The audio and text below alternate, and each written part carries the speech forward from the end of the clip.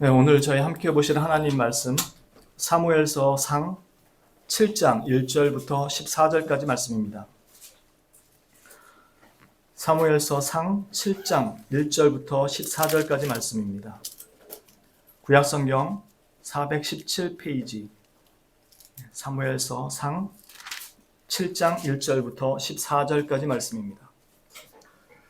다 찾으신 줄로 알고 제가 봉독하도록 하겠습니다.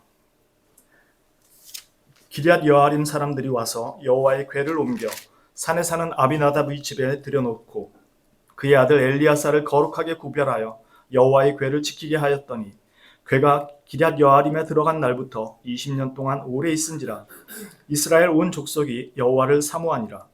사무엘이 이스라엘 온 족속에게 말하여 이르되 만일 너희가 전심으로 여호와께 돌아오려거든 이방신들과 아스타롯을 너희 중에서 제거하고 너희 마음을 여호와께로 향하여 그만을 섬기라. 그리하면 너희를 블레셋 사람의 손에서 건져내시리라. 이에 이스라엘 자손이 바알들과 아스타롯을 제거하고 여호와만 섬기니라. 사무엘이 이르되 온 이스라엘은 미스바로 모이라. 내가 너희를 위하여 여호와께 기도하리라 하매 그들이 미스바에 모여 물을 길어 여호와 앞에 붓고 그날 종일 금식하고 거기에서 이르되 우리가 여호와께 범죄하였나이다 하니라. 사무엘이 미스바에서 이스라엘 자손을 다스리니라. 이스라엘 자손이 미스바에 모였다 함을 블레셋 사람들이 듣고 그들의 방백들이 이스라엘을 치러 올라온지라.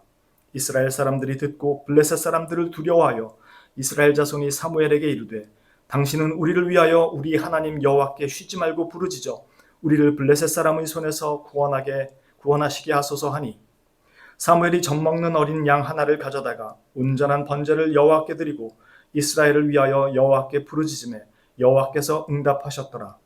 사무엘이 번제를 드릴 때 블레셋 사람이 이스라엘과 싸우려고 가까이 오매 그날에 여호와께서 블레셋 사람에게 큰 우레를 발하여 그들을 어지럽게 하시니 그들이 이스라엘 앞에 패한지라.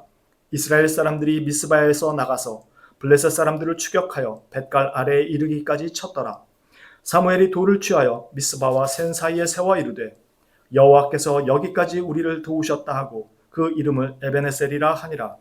이에 블레셋 사람들이 굴복하여 다시는 이스라엘 지역 안에 들어오지 못하였으며 여호와의 손이 사무엘이 사는 날 동안에 블레셋 사람을 막으심에 블레셋 사람들이 이스라엘에게서 빼앗겼던 성읍이 에그론부터 가드까지 이스라엘에게 회복되니 이스라엘이 그 사방 지역을 블레셋 사람들의 손에서 도로 찾았고 또 이스라엘과 아모리 사람 사이에 평화가 있었더라. 아멘. 시간 참 빠르죠. 새해 첫 예배를 했던 게 엊그제 같은데 벌써 송구 영신 예배로 모인다는 게요. 어떤 한 해를 보냈던 간에 그리고 우리가 다 알지 못한다고 하더라도 하나님의 은혜가 함께했던 것은 분명합니다. 그러나 그것이 우리가 한 해를 잘 살았다는 것을 의미하지는 않습니다. 신자나 비신자나 모든 인류에게 하나님께서 보편적으로 베푸시는 일반적인 은혜가 있습니다. 그래서 사회와 경제와 국가의 체제들은 적정선을 넘어가지 못하고 그 선을 지켜가며 유지됩니다.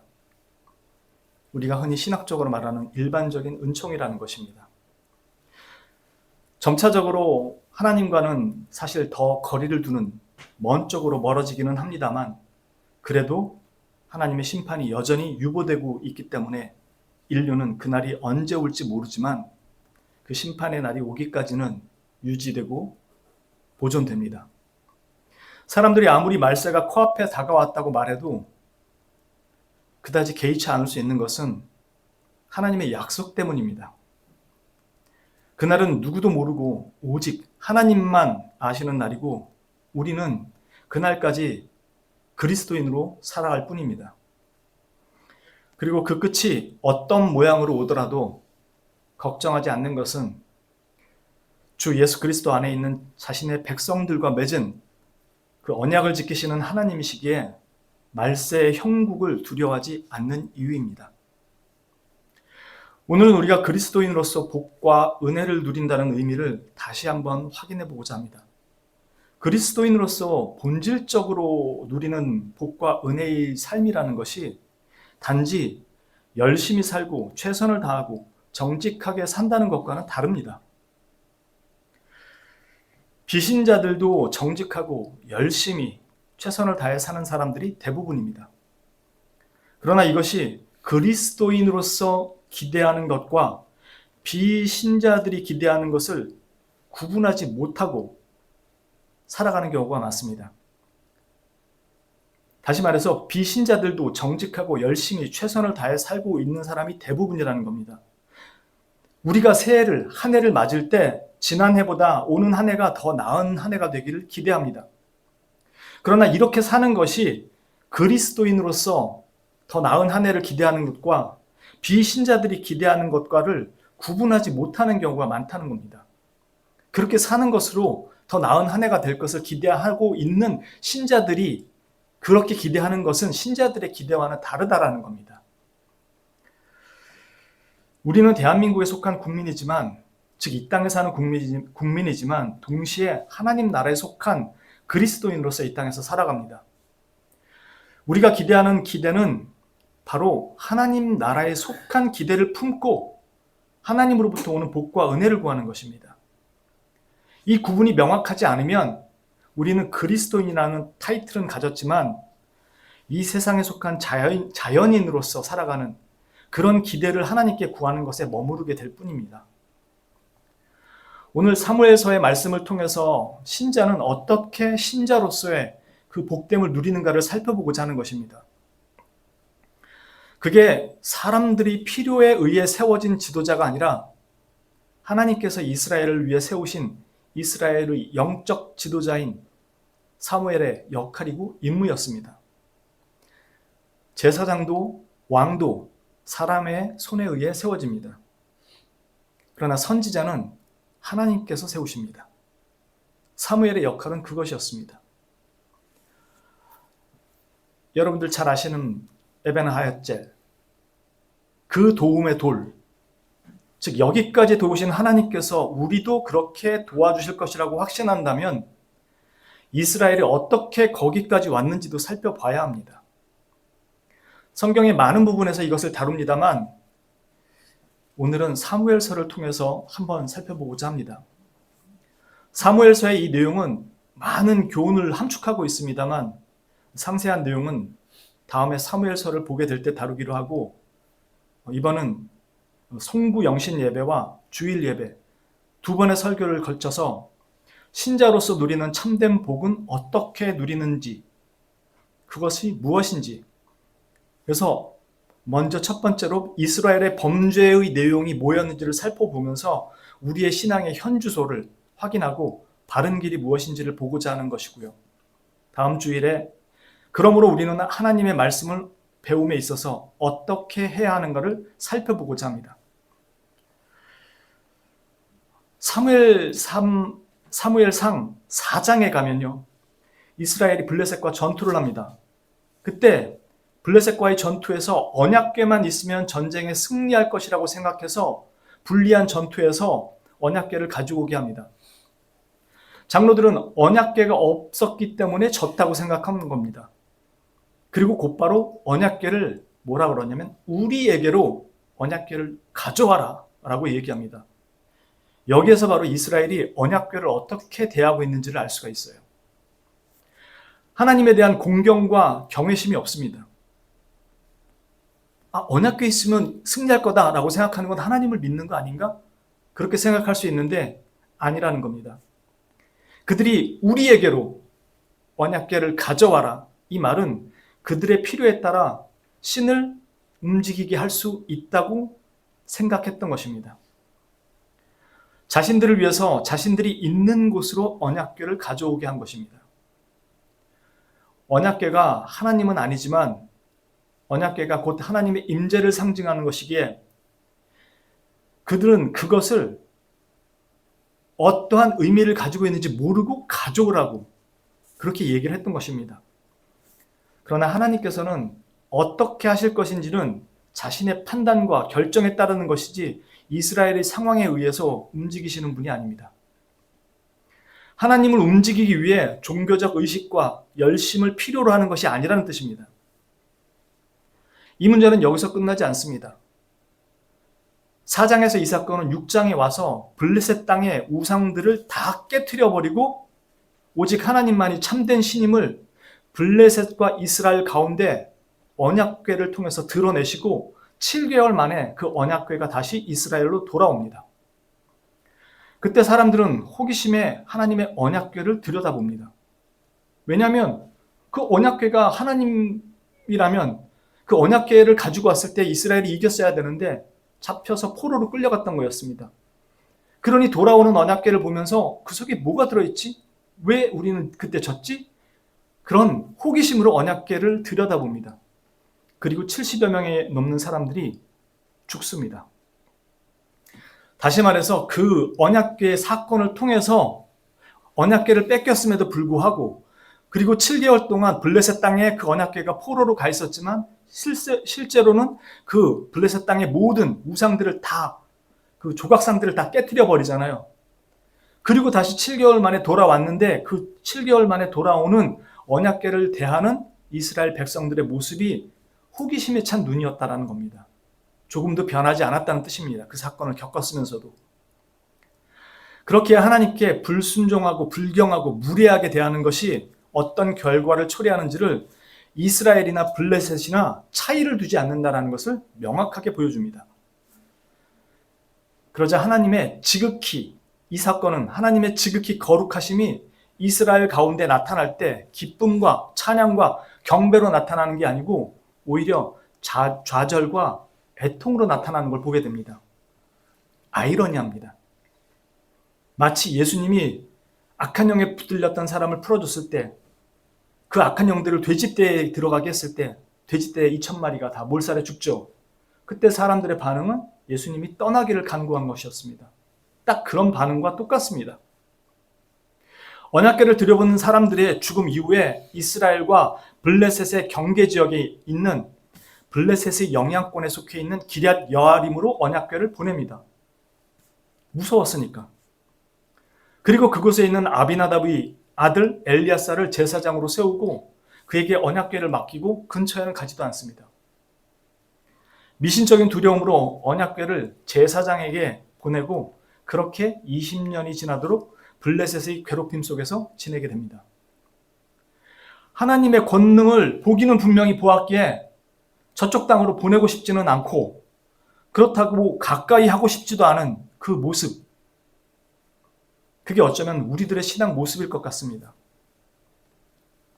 교회는 가기는 해야 할 것 같고 안 가면 안 될 것 같은 불안함, 죄의식, 거기에 복도 받고는 싶은데 그러나 가까이 하기엔 너무 부담스러운 당신.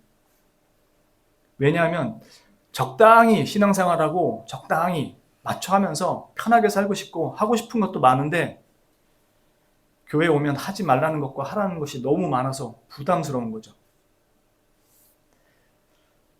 그러나 이스라엘의 지도자였던 이 사무엘이 그들에게 하는 답은 명확합니다. 신자로서 그리스도인으로서 누리는 진정한 복을 누리고 싶으면 뭘 해야 하는지를 가르쳐 줍니다. 이것은 열심히 최선을 다해서 사는 것, 정직하게 사는 것과는 본질적으로 다른 문제입니다. 신자의 복은 그런 것으로부터 오는 것이 아니라는 겁니다. 이건 안 믿는 사람에게도 베푸시는 하나님의 일반적인 은혜의 영역입니다. 그거 말고 신자로서 받는 복은 다른 것이라는 겁니다. 이제 바알과 아스다롯의 의미가 어떤 것인지를 좀 더 살펴보게 되면 왜 사무엘이 이스라엘에게 그것을 완전히 제거하여 버리고 온전히 마음을 하나님께로 향하고 하나님만 섬기라고 말하는지 알 수 있습니다. 이제 오늘 본문으로 다시 돌아와서 바알과 아스타롯의 문제, 우상 문제를 생각해 보죠. 이스라엘은 바알과 아스타롯을 비롯한 이방신들만 섬긴 게 아니고 하나님도 함께 섬기고 있었습니다. 그 말은 하나님을 섬기는 그들의 예배 방식과 그 의도가 이방신을 섬기는 것과 동일했다라는 걸 말해줍니다. 즉 하나님을 향한 예배에 있어서 우상이 개입된다는 것은 그 예배가 이미 타협된 예배라는 것을 의미합니다. 그러나 하나님은 결단코 자신의 영광을 다른 그 무엇과도 나누시지 않습니다. 예배는 철저하게 하나님만이 중심이 되시고 다른 것에 개입을 허용하지 않습니다. 예배는 타협될 수 없는 하나님의 온전한 영광을 지향합니다. 결국 우상과 함께하는 혼합주의는 그 자체로 이미 타협된 예배라는 것을 말해줍니다. 이는 바꿔 말하면 그것이 어떤 우상이든지 간에, 즉 그것이 무엇이든지 간에 하나님만이 계셔야 할 그 자리에 그것들이 놓여 있다는 것을 의미합니다. 이것이 이스라엘이 범죄하고 있는 가장 중요하고 심각한 범죄의 내용이었습니다. 쉽게 말해서 바알과 아스타롯은 단순히 조각된 우상만을 의미하는 게 아니라는 것입니다. 그렇기에 지금의 우리도 여기에 빠져 있다는 것을 암시하는 겁니다. 사무엘이 이스라엘에게 우상 제거 명령을 내린 것은 바로 조각된 우상을 내다버리라는 의미가 아닙니다. 그들이 하나님보다 우선하는 것들에 관한 것을 이야기하는 것입니다. 가나안 땅의 바알과 아스타롯은 풍요와 다산을 상징하는 신입니다. 풍요와 다산은 고대 사회에서 매우 절대적이고 가장 중요한 삶의 요소였습니다. 이것이 현대 사회로 환원된다면 곧 부 혹은 경제적 능력이고, 다산은 사랑, 성, 감각적 쾌락, 이런 것들이 됩니다. 오늘날 우리 사회에서 가장 중요하게 여기고 있는 삶의 질을 판단하는 척도가 된다고, 바로 그것이 된다고 여기는 것입니다. 풍요로운 삶이 최우선이고 그에 기반한 자기 만족과 즐거움이 절대적인 그런 삶이 오늘날의 가치고 삶의 궁극적인 목적이라는 겁니다. 가치 기준이 된다는 겁니다. 가나안 족속들은 인간의 이런 가장 근본적인 욕구들을 그들의 종교적 의식들을 통해서 신으로부터 해결받고자 했던 것이었고, 이스라엘 역시 이것을 얻기 위해 즉 하나님을 자신의 욕구에 응답하도록 하기 위해 제어하고자 하는 것과 똑같았다는 뜻입니다. 그렇게 그 신들로부터 그것을 얻어내기 위한 제의적 의식들을 행한 것입니다. 그리고 여호와 하나님을 섬기는 모습에서도 이것이 그대로 반영되어 나타난 것이었고요. 그래서 하나님은 그들로부터 떠나신 것이었습니다. 너무나 역겨운 방식들이었기 때문에. 그들이 하나님 앞에 믿음으로 나왔으면 다 받을 수 있는 것을 하나님을 설득시키려고 했던 것입니다. 그러나 하나님은 그들의 그것을 결단코 용서하지 않으시고 그들을 떠납니다. 그리고 그들이 주인이 아니라 하나님께서 그들에게 은혜를 베푸는 주권자라는 사실을 가르쳐 주십니다.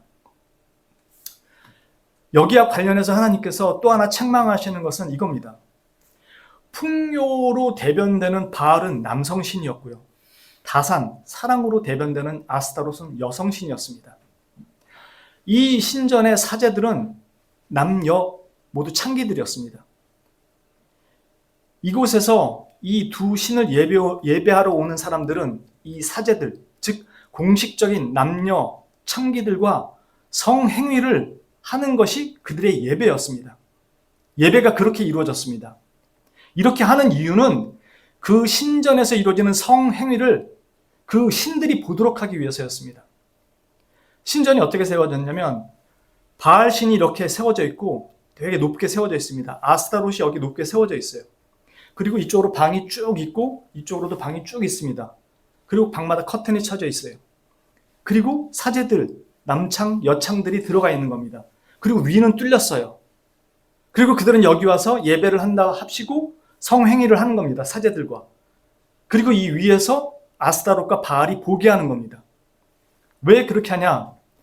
그 신전에서 성행위를 하는 모습을 본 이 남성신 바알과 여성신 아스타롯이 흥분해서, 즉 이들을 흥분시켜서, 이 두 신을 흥분시켜서 성행위를 하게 만들어서 그 분비물로 떨어지는 게 비라고 생각했고, 그것을 통해서 풍요와 다산을 누린다고 생각했던 겁니다. 그러니까 이 분비물을 바라고, 즉 풍요를 얻기 위해서 이 비를 바라고, 그렇게 풍요와 다산의 비를 얻기 위해 그들을, 이 신들을 움직이기 위한 방식으로 그렇게 예배를 했던 겁니다. 이것은 달리 말하면 그들이 신을 섬기는 것이 아니라 신이 그들의 필요와 요구에 대해 응답하도록 하기 위해서 그렇게 만들기 위해서 인간적인 신앙의 방식을 그렇게 구현했다라는 겁니다. 그리고 이스라엘은 여호와 하나님도 그렇게 자신의 필요에 따라 요구사항을 채워줄 신처럼 생각했고 그렇게 예배를 했다는 것입니다. 그들이 전쟁터에 언약궤를 들고 나간 것도 바로 그것을 말해줍니다. 이스라엘이 전쟁에서 승리하고자 언약궤를 이용하려고 했다라면 블레셋은 전쟁에서 승리한 것을 과시하려고 언약궤를 이용하려다가 둘 다 큰 재앙을 맞았던 겁니다. 마치 자신의 필요를 위해 하나님을 이용하려는 그런 사람과 자신의 신앙을 과시하기 위해서 하나님을 이용하려는 그런 자들처럼요. 그러나 이 둘 다 모두 큰 재앙을 맞았다는 것을 기억하십시오.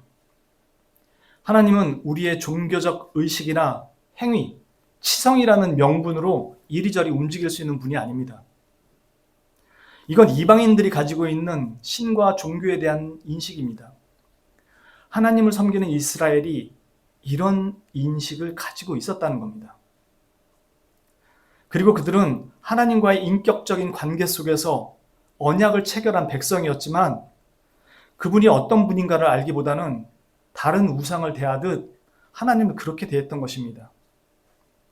블레셋이 언약궤를 대하듯 이스라엘도 하나님을 그렇게 대했던 것이고 하나님은 그것이 택한 백성, 이스라엘이든 이방 민족 블레셋이든 결코 그냥 두시지 않는다는 것을 재앙을 통해 보여주셨던 겁니다.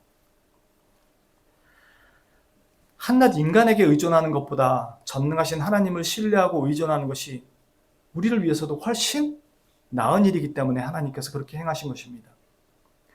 그래서 다곤과 이방신들이 즐비한 그곳에 스스로 블레셋의 포로가 되어서 들어가신 것이고 오히려 그곳에서 그 신전들의 우상을 다 깨트려 버리심으로 블레셋이나 이스라엘이나 누가 참된 하나님이시고 주인이신지를 가르쳐 주신 것입니다.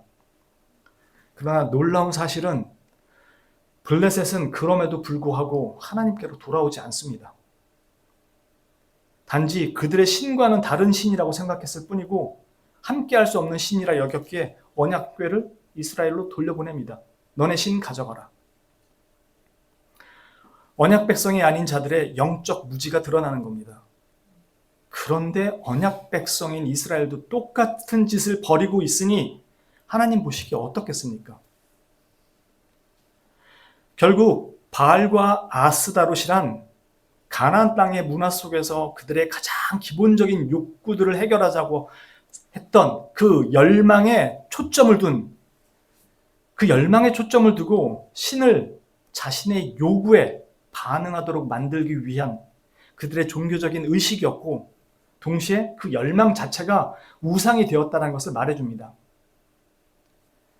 하나님과 이 우상을 이스라엘은 동시에 섬기고 있었던 것이고 이 우상을 대하듯 하나님을 그렇게 대했던 것입니다.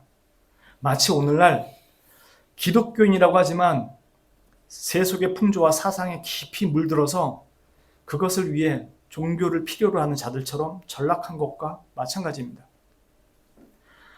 사무엘은 이스라엘에게 진정으로 너희가 하나님의 언약 백성으로서 이 복을 누리기를 원한다면 그들이 버려야 할 것이 무엇인지를 가르쳐주고 하나님께로 온전하게 돌아서도록 한 것입니다. 단순한 감정적인 죄의식이나 윤리적 반성, 그저 부분적인 회개 혹은 눈물 콧물 쏟아내는 외적이고 형식적인 회개가 아니라 그들의 마음과 몸이 전적으로 주께로 돌아오는 온 마음의 변화가 필요함을 강조합니다. 그리고 이 메시지는 1000년이 지난 뒤 세례 요한 때도 동일하게 선포됐고 예수님 때도 회개하라고 그렇게 동일하게 선포됩니다. 예수님이나 세례 요한이 와서 이 말씀을 선포할 때 이스라엘은 모두 여호와 하나님만을 섬기고 있었다는 사실을 명심하십시오.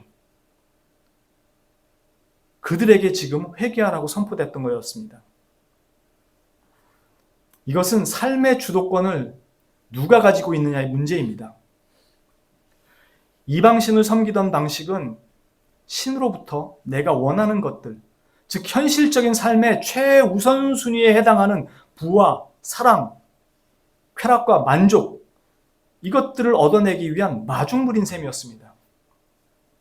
결국 하나님께서 최우선이 된다는 것은 단지 우상 몇 개 깨서 버리고 하나님을 섬긴다는 의미가 아니라 하나님에 대한 진정한 신뢰를 의미합니다. 무엇이 자신들에게 있어서 최우선의 가치를 가지는가의 문제로 바뀌는 것입니다. 영적 각성이 여기서 일어나는 것입니다. 이제 사무엘의 강력한 요구에 이스라엘은 모두 회개하고 주께로 돌아옵니다. 그리고 그들이 잃어버렸던 땅도 다 다시 회복합니다. 에벤 하에첼, 그 도움의 돌. 하나님께서 여기까지 우리를 도우셨다. 이 과정까지 여기까지 오기까지 이스라엘에 있었던 과정은 그들의 죄악도 고스란히 다 포함이 되어 있습니다. 하나님께서 여기까지 우리를 도우셨다. 우리는 이 말을 되게 은혜롭게 생각하는데, 물론 은혜로운 말씀입니다. 그러나 이걸 달리 말하면요, 하나님의 도우심을 증거하는 돌이기도 하지만 과연 앞으로도 그들에게 이 도움이 계속 지속될 것인지 유효할 것인가에 대한 물음도 포함되었다는 뜻입니다. 여기까지 도우셨다라는 것은. 그리고 그 답은 분명합니다. 그 지속성은 모든 우상들을 완전히 제거하고 오직 하나님과의 관계가 바르게 선다는 조건을 가진다는 것입니다. 우리는 이 모든 것들이 예수 그리스도 안에서 완전히 성취되었다는 것을 믿는 사람들입니다. 그래서 그리스도 안에서만 이 은혜를 누릴 수 있습니다. 그분이 우리를 대표하여 이 언약의 성취자가 되신 것이니까요. 모세는 이스라엘의 선지자고 제사장이고 영적 지도자의 역할을 했습니다. 사무엘도 이스라엘에게 모세와 같은 그런 모습으로 있었던 사람입니다. 이스라엘의 영적 지도자로서 마지막 사사로서 있었고 선지자였고 제사장 역할을 했던 사람입니다. 이 두 사람 다 누구를 예표하는 것인가요? 왕과 선지자, 제사장으로 오시는 분, 네, 바로 예수 그리스도입니다. 그분을 예표하는 겁니다. 지금 이스라엘은 사무엘이 다스리는 동안 평안했다 그래요. 예수 그리스도를 예표하는 이 모습에서 예수 그리스도의 통치 아래 있는 동안에는 평강을 누리겠지만 그렇지 못할 때는 언제든 이 에벤에셀은 멈춘다는 뜻이기도 합니다. 그래서 여기까지 도우신 하나님입니다. 하나님께서 주권적으로 일하실 것이라고 나는 믿는다는 것이 내가 아무것도 안 해도 결국 다 이루실 것이다, 그분이 하실 것이다 라는 성경 구절은 단 한 구절도 없습니다. 그 대신에 하나님께서 행하신 일과 그분에 대한 믿음을 가지고 있다면 그 믿음의 진실을 보이라고 말합니다.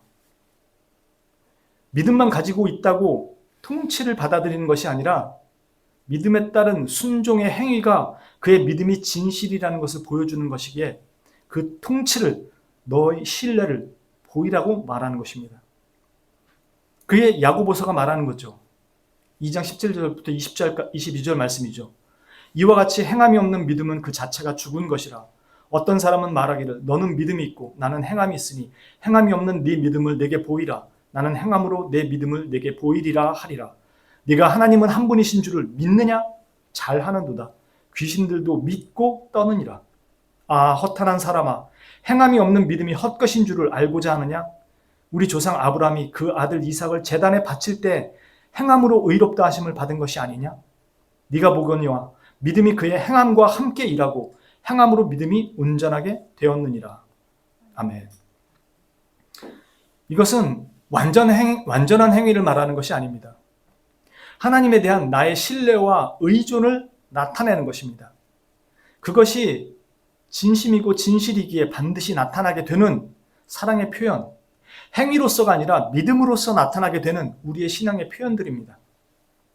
그것이 그리스도 안에서 나타나는 것이기에 하나님은 우리의 그것들을 온전하다고 여겨주시고 받아주시는 것일 뿐입니다. 하나님을 향한 우리의 신뢰가 그렇게 점진적으로 커져가도록 하시는 것입니다. 우리는 자연인들이 바라는 복을 기대하는 것과 같은 사람들이 되어서는 안 됩니다. 우리는 그리스도인으로 살기에 이 땅에서 사는 동안 풍요로울 때도 있고 그렇지 못할 때도 있습니다. 혹은 풍요로울 수도 있고 평생 그렇지 못할 수도 있습니다.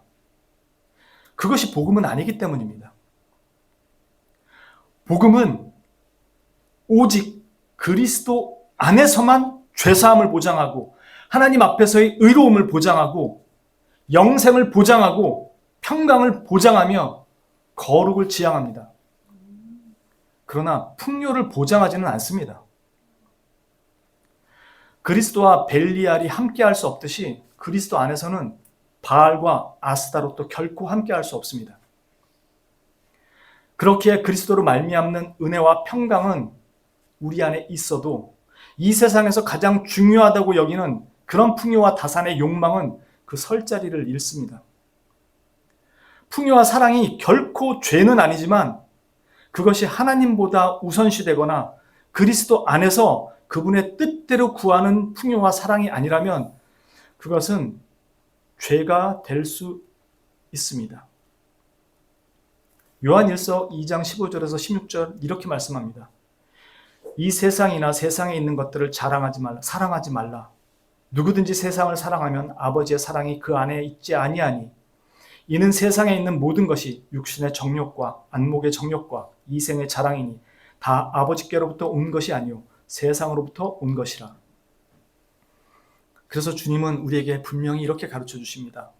그런즉 너희는 먼저 그의 나라와 그의 의를 구하라. 그리하면 이 모든 것을 너희에게 더하시리라. 바알과 아스타롯은 다른 것이 아닙니다. 자신의 삶에 인간이 가지는 욕구의 가장 기본적이라고 생각하는 그것들을 하나님보다 앞선 순위로 올려놓는 그 우상으로 바꿔놓는 것이고 그 이방인들이 그 신으로부터 얻고자 했던 그 방식들, 즉 하나님보다 더 중요하고 우선해야만 한다고 여기는 그것들을 얻기 위해 하나님을 이방신을 섬기던 방식을 이용해서 그렇게 얻어내고자 했던 그 신앙의 모습이 바알과 아스타롯을 숭배하고 있는 것이라고 말하는 것입니다. 그걸 버리지 않는 한 진정한 그리스도인으로서의 평강은 없다는 것입니다. 우리가 사는 동안에 하나님께서 모든 인류에게 주시는 일반 은혜의 영역 안에서 풍성하게 거둬들이고 먹고 마실 수 있습니다. 그건 모든 인류에게 하나님께서 베푸시는 것이니까. 그러나 진정 하나님께로부터 오는 그 은혜와 평강은 너희가 그 우상과 완전히 결별하고 온 마음을 다해서 여호와 하나님 그 한 분만을 섬기지 않으면 그건 없다는 것입니다. 그리고 그렇게 살고 있다면 그들에게 일어났던 그 재앙처럼 동일하게 일어난다는 것입니다. 하나님이 우리 삶에 개입해서 우리를 결코 이 완악한 우리들을 바꿔주실 것이다 라는 그 말은 가만히 있어도 하나님께서 저절로 바꿔준다는 말이 아닙니다. 하나님이 말씀하신 그 자리에 서 있지 않은 우리들의 무뎌져 버린 그 양심을 살리기 위해서 재앙 가운데 임하신다는 것입니다. 한마디로 맞을 만큼 신나게 쥐어 터지고 더 이상 갈 데가 없을 때까지 내몰린 후에야 살려달라고 아우성치는 자리로 나오게 될 거라는 겁니다. 그 말은 바꿔 말하면 하나님 앞에 온전한 믿음으로 서지 않으면 너는 멸망의 자리로 들어갈 수 있다는 뜻입니다. 무슨 뜻이냐면 하나님께서 우리에게 살아있는 생명의 불씨, 믿음을 주셨을 때는 믿음은 하나님께 반응하도록 주신 믿음입니다. 그래서 꺼져가는 심지를 끄지 않으시는 하나님이라고 말씀하는 겁니다. 믿음이 없어서 거의 쥐락펴락하더라도 이 믿음은 언젠가 하나님을 향해 다시금 도약하도록 하나님께서 끄지 않으시기 때문에 남아있는 것입니다. 근데 내게서 이게 없다면 꺼졌는지를 확인하라는 겁니다. 꺼졌다라는 건 애초부터 나는 주의 부르심이 없었다라는 것을 의미하는 겁니다. 그것만큼 심각한 게 없는 겁니다. 그래서 정말로 주님이 부르신 사람들은 그 지경까지 안 갑니다. 그 전에 대성통곡하고 회개하지. 그래서 주님께서 하실 줄로 믿습니다. 저는 주님만을 믿고 있습니다. 라고 하면서 흐지부지 물에 술 탄 듯 술에 물 탄 듯 그렇게 있질 않습니다. 가슴을 치며 통회하죠. 이제 저와 여러분 모두 2025년에 옛 신앙의 이 잘못된 모습이 만일 있었다면 이제는 모두 버리고 2026년 한 해에는 무엇이 우리 삶에서 최우선이 되어야 할 것인지를 결정해야만 할 것이고, 바알과 아스타롯을 얻기 위해서 주님을 믿는 것이 아니라 하나님께서 그 자신을 우리에게 먼저 주셨음을 기억하고 그분에 대한 절대적인 신뢰와 의존을 배워가는 신앙에 있어서 더욱 성장하는 새로운 한 해의 시작이 될 수 있기를 진심으로 주님의 이름으로 축원합니다.